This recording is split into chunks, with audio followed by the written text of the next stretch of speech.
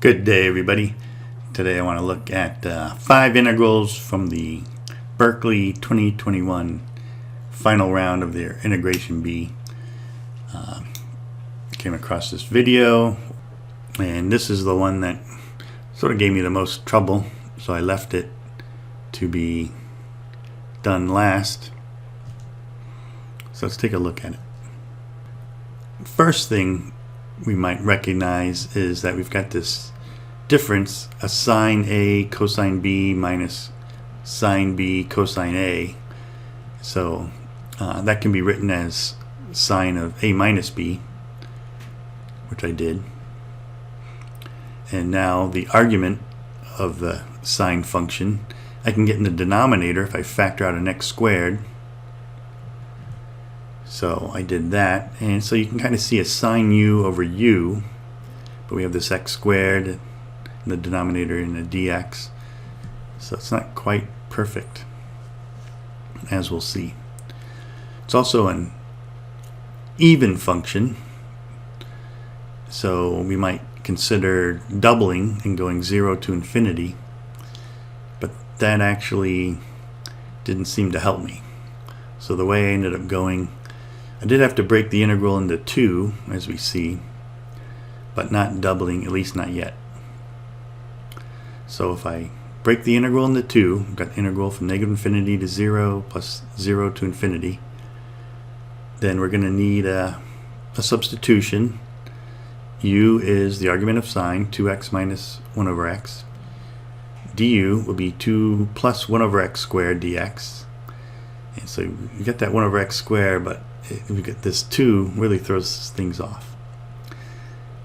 I simplified this to 2x squared plus 1 all over x squared dx.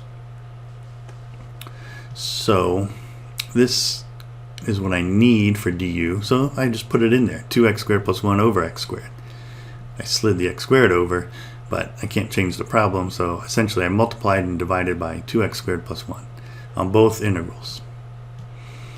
And so I'll redo that u substitution. U is 2x minus 1 over x. So I'll have sine u over u, and this will be du on both integrals.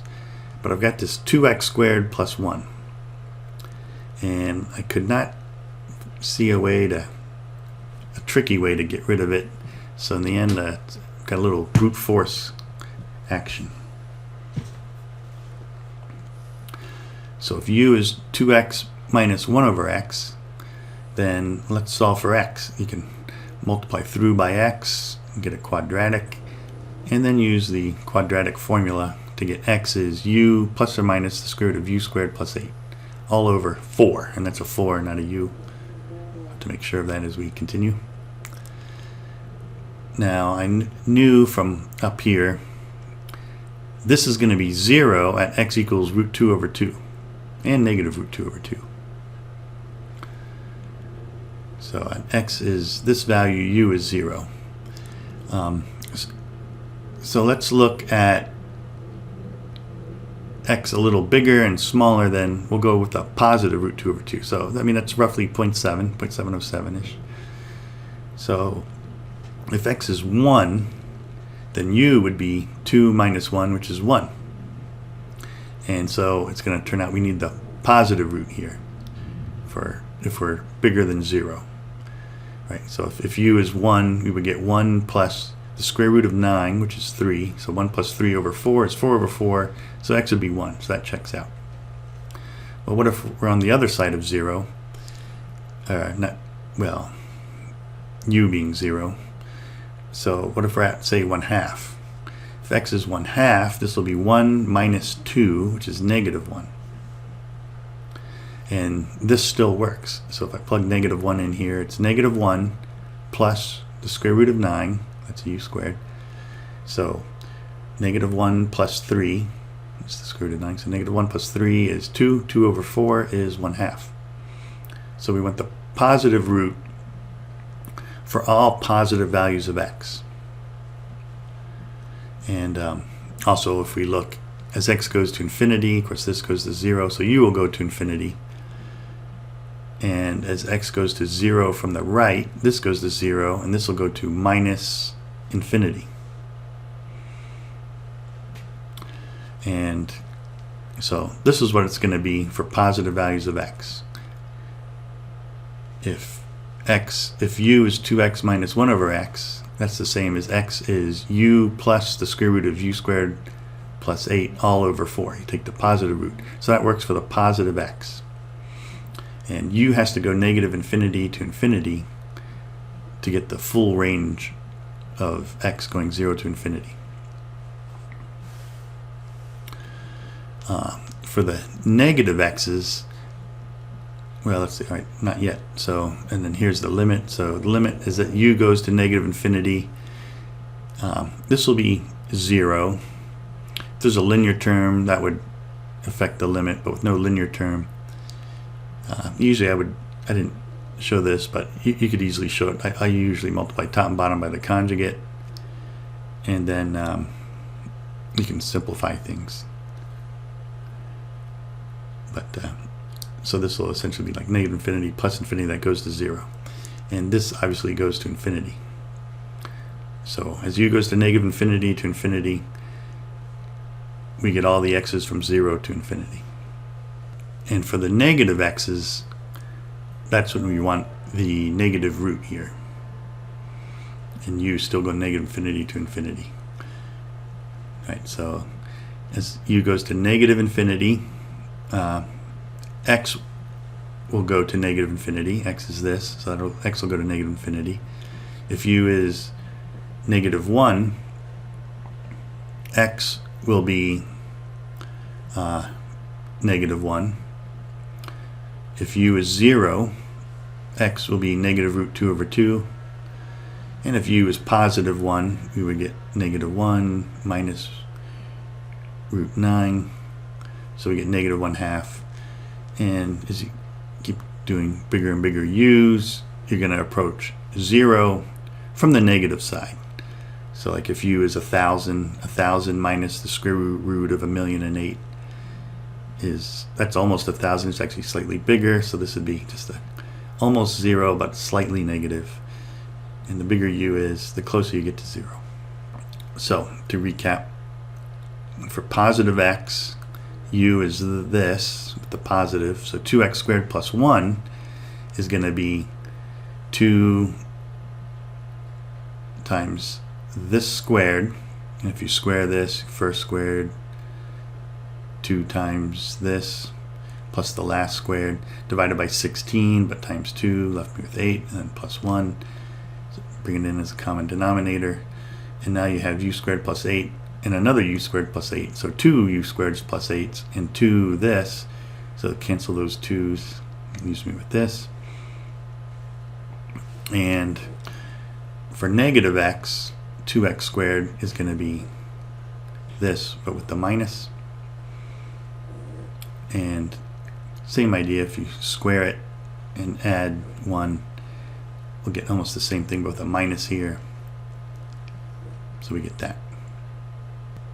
So looking at this integral again, there it is again, u is going to be this argument, which is also that. Du will be this, and then 2x squared plus 1 for the negative x is going to be u squared plus 8 minus the square root divided by 4, which I flipped over. And as x goes negative infinity to 0, u has to go negative infinity to infinity. And similarly over here, that's u divided by u, there's du, and then 2x squared plus 1 is all this, divided by 4, flip it up. X go negative infinity, or 0 to infinity, means u goes negative infinity to infinity.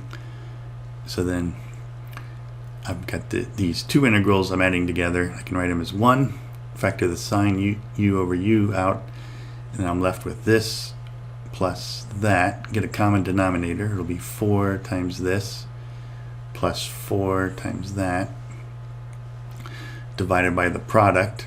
Now the product, I probably should have put parentheses here on the u squared plus 8 on both of them, but it'll be, this is like a minus b times a plus b, and it'll be a squared minus b squared. So if you think of u squared plus 8 being in parentheses, Got the first, then outer, inner will end up canceling, and then the last squared. So we'll get that. And so what's our numerator? It's 4 times u squared plus 8 twice. So that's 8 times u squared plus 8. We also have a 4 times this positive quantity and 4 times the same thing but negative. That'll cancel. On the bottom, we've got a u squared plus 8, which I can factor out. I can now cancel that, and I'm left with u squared plus 8 when I factored out the u squared plus 8, and minus u squared, and then the u squareds cancel, and you're just left with 8. So these cancel, and you have 8 over 8, which is 1. So I just have sine u over u, and again, this is even. So now I doubled it. Twice 0 to infinity, so that's sine u over u, which is 2 times pi over 2, or pi. Now you had to know that one result. It's somewhat well known, but maybe among the winners of the Berkeley integral contest, although they didn't get this one, but it was tough to even get that far. But like, so various integrals. So there's that one integral. So you had to know a few things to do all these integrals. All right, so people had trouble with these integrals. The real trouble is at 0. It's going to blow up there. So I kind of kept away from 0. If you look at the graph, you can see, so as you go to 0, you're blowing up. So the integral doesn't exist. Well, its absolute value would not be integrable, which means technically it's not Lebesgue integrable.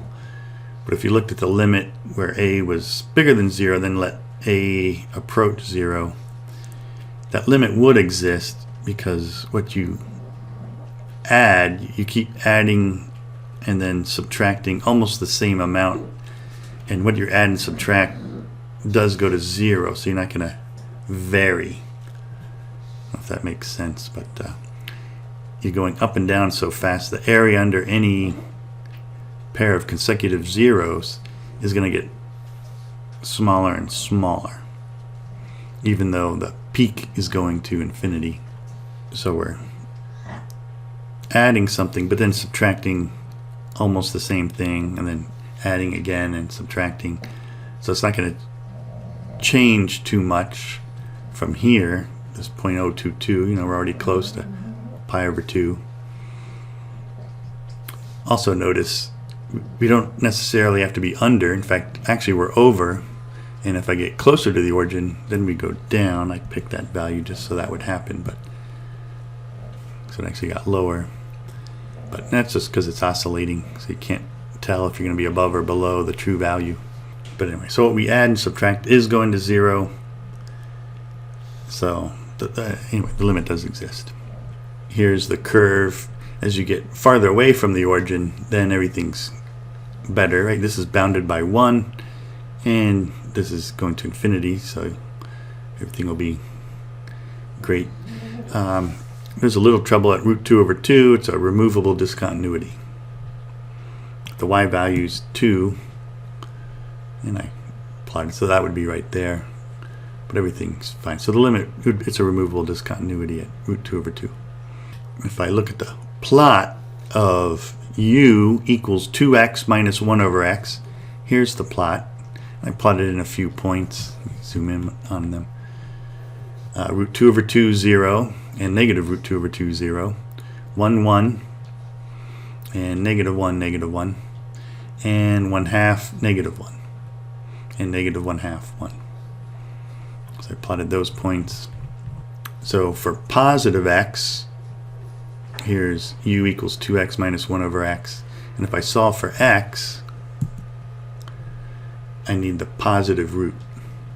Have it this way. And you can see u needs to go negative infinity to infinity to get all the positive x.